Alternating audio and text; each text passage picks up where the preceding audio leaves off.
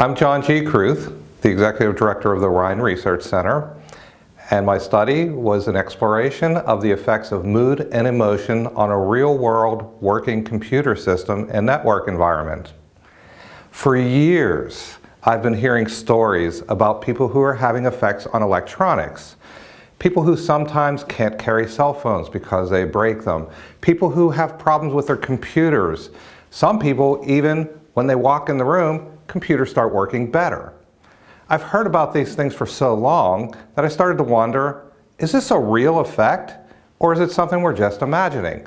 Well, this study was designed to test whether this effect was real or not. So the way I tested it is I started out by creating a network.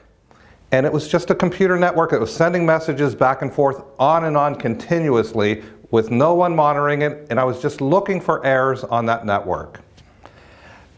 Also, the second part, I had people come in and do tasks that were designed to induce anxiety.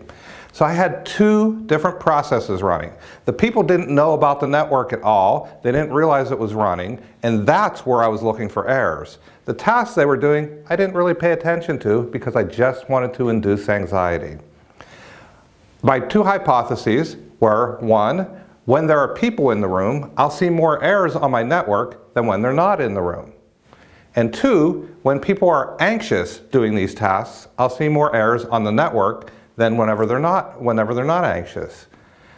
Because they don't know about the network, all of these effects would be subconscious or unconscious effects on electronics. So if these stories I heard were real, I should see these effects.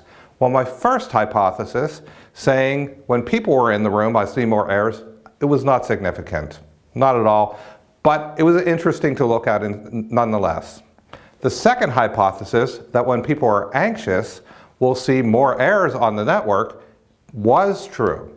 I got a very strong effect. My p-value was less than 0.05, and I had a large effect size as well. It convinced me that if you're working on a computer system and you start to have problems with it, you start to get anxious and frustrated and you start to see more and more errors, it's probably a good time to take a coffee break and walk away.